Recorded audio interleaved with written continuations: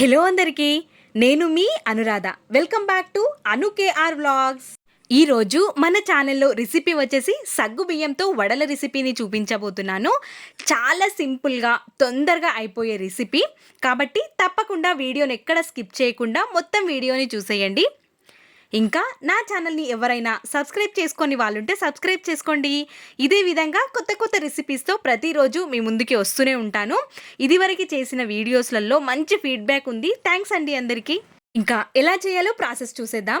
ముందుగా సగ్గు బియ్యాన్ని నేను నైట్కి నానబెట్టుకున్నాను. 1 కప్పు సగ్గు బియ్యం తీసుకొని 2.5 కప్ వాటర్ని యాడ్ చేసి నానబెట్టుకున్నాను. కొంచెం ఎక్కువగానే వేయాలి సగ్గు బియ్యంలోకి వాటర్. మెత్తగా అయిపోవాలి సగ్గు బియ్యం. ఓవర్ నైట్ నానబెట్టుకుంటే బెటర్, లేదంటే ఒక 5 to 6 అవర్స్ నానబెట్టుకోండి సరిపోతుంది. ఈ విధంగా సగ్గుబియ్యం ఉన్నప్పుడు వాటర్ మొత్తాన్ని వడగట్టుకొని ఈ విధంగా పొడి పొడిగా అయ్యే విధంగా ఒక మిక్సింగ్ బౌల్లోకి యాడ్ చేసుకోవాలి.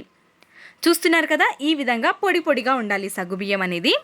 ఈ సగ్గుబియ్యం పైకి ఒక మూతని కవర్ చేసి కొద్దిసేపటి వరకు పక్కనుంచుకుందాం. ఆలోపు ఇంకా కొంచెం ప్రాసెస్ని చూసేద్దాం.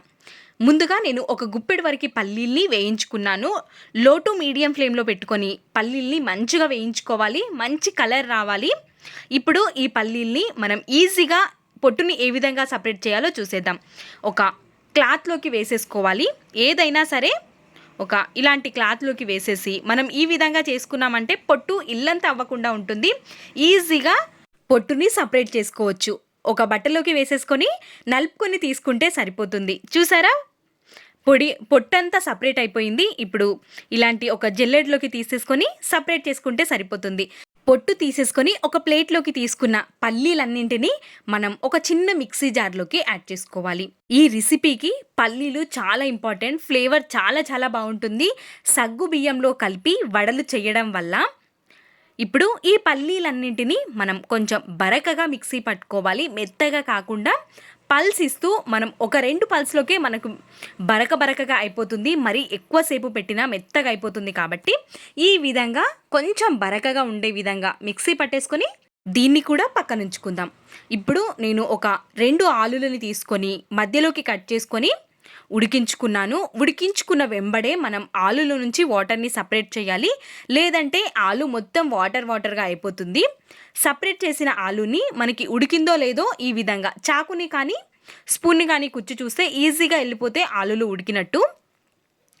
ఇప్పుడు ఉడికించిన ఆలులని గ్రేటర్తో తురుముకోవాలి. మనం చేత్తో కూడా స్మాష్ చేసుకొని తీసుకోవచ్చు. అక్కడక్కడ ముద్దలు లేకుండా రావాలి అనుకుంటే ఈ విధంగా మన దగ్గర తురుముకునే గిన్నె ఉంటే అందులోకి పెట్టేసి తురుముకుంటే సరిపోతుంది.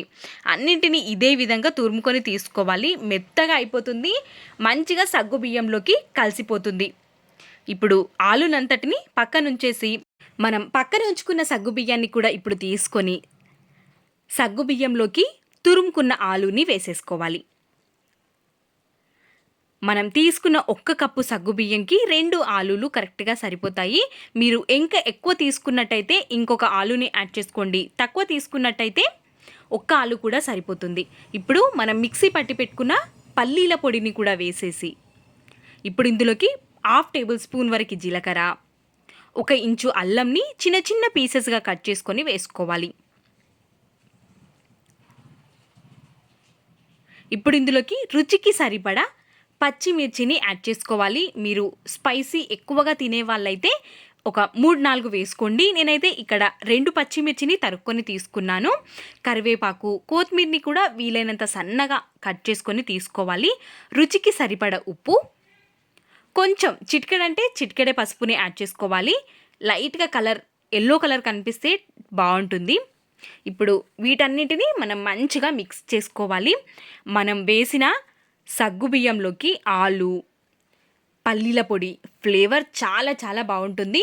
మనం ఓన్లీ సగ్గు బియ్యంతో పల్లీలతో ఈ రెసిపీని చేసుకోలేము.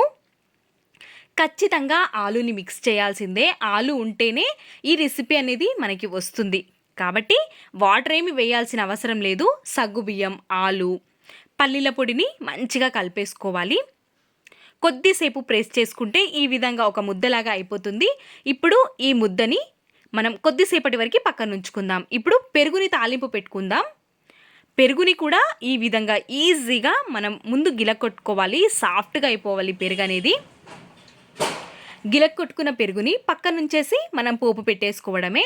పోపు పెట్టుకోవడం అందరికీ తెలిసిందే, కానీ చూసేయండి. ప్యాన్లోకి 2 టేబుల్ స్పూన్ల వరకు ఆయిల్ని వేసి జీలకర్ర, ఆవాలు, ఒక పచ్చిమిర్చిని మధ్యలోకి చీల్చి తీసుకుంటున్నాను. ఒక రెబ్బ వరకు కరివేపాకు వేసుకుంటే పోపు రెడీ అయిపోతుంది. ఈ పోపుని మనం అందులోకి వేసేసుకొని ఈ వడలతో వేడివేడిగా సర్వ్ చేసుకుంటే చాలా చాలా రుచిగా ఉంటుంది. మనం పెరుగుని ఈ విధంగా పోపు పెట్టుకొని అన్నంతో కూడా తినొచ్చు. ఇప్పుడు మనం కలిపి పెట్టుకున్న పిండిలో నుంచి చిన్న చిన్న ముద్దలుగా తీసేసుకొని వడలుగా చేసుకోవాలి. ఈ విధంగా రౌండ్గా చేసుకొని చేతికి అతుక్కపోతుంది అనుకుంటే కొంచెం ఆయిల్ని అప్లై చేసుకోవాలి. చేతికి అరిచేతిలో పెట్టుకొని ఈ విధంగా ప్రెస్ చేసుకొని తీసుకోవచ్చు. మనం కావాల్సిన షేప్లో వీటిని ప్రిపేర్ చేసుకోవచ్చు. ఈ విధంగా నొక్కుకొని ఈ షేప్లో చేసుకున్నాను నేను. మీకు కావాలనుకుంటే రౌండ్గా కూడా చేసుకోవచ్చు. వడల్లాగా మధ్యలోకి హోల్ పెట్టుకొని కూడా తీసుకోవచ్చు. నేనైతే అన్నిటినీ ఇదే విధంగా ప్లెయిన్గా చేసేసుకొని తీసుకుంటున్నాను. అన్నిటినీ చేసేసుకొని ఒక ప్లేట్లోకి రెడీగా ఉంచుకోవాలి. ఇప్పుడు డీప్ ఫ్రైకి సరిపడా ఆయిల్ని స్టవ్ పైకి పెట్టేసి ఆయిల్ హై ఫ్లేమ్లో ఉంచి మంచిగా వేడి చేసుకోవాలి. కొంచెం పిండిని వేసి ఆయిల్ వేడైందో లేదో ఫస్ట్ చూసిన తర్వాత మాత్రమే మనం చేసిన వడలన్నింటినీ వేసుకోవాలి. ఆయిల్ అనేది ఖచ్చితంగా చాలా వేడిగా ఉండాలి. ఇప్పుడు మనం వేసే ముందు ఫ్లేమ్ అనేది లో టు మీడియం ఫ్లేమ్లో పెట్టుకొని వడలన్నిటినీ ఒక్కొక్కటిగా నెమ్మదిగా వేసుకోవాలి. వేసేసుకొని కొంచెం నురగ తగ్గిన తర్వాత టర్న్ చేసుకోవాలి. అప్పుడే టర్న్ చేస్తే విరిగిపోతున్నాయి కాబట్టి కొంచెం నెమ్మదిగా నురగ తగ్గిన తర్వాత మీడియం ఫ్లేమ్లో పెట్టుకొని మాత్రమే కాల్చుకోవాలి. వీటన్నిటిని మనం ఈ విధంగా తీసేసుకోవాలి. చూడడానికి ఎంత బాగా కనిపిస్తున్నాయో చూసారు కదా. టేస్ట్ కూడా చాలా చాలా బాగుంటుంది. అన్నిటినీ ఇదే విధంగా తీసేసుకొని మనం పోపు పెట్టుకున్న పెరుగు పచ్చడితో సర్వ్ చేసుకుంటే చాలా చాలా టేస్టీగా ఉంటుంది. సింపుల్గా చేసుకునే రెసిపీ అయినా రుచి మాత్రం చాలా టేస్టీగా ఉంటుంది.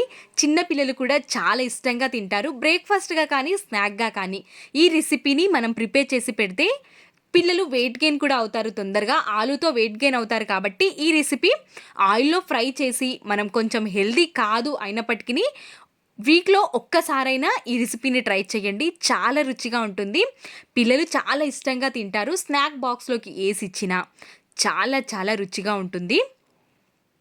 ఈ రెసిపీని మనం వేడివేడిగా తిన్నామంటే కరకరలాడుతూ చాలా చాలా చాలా సూపర్గా ఉంటుంది.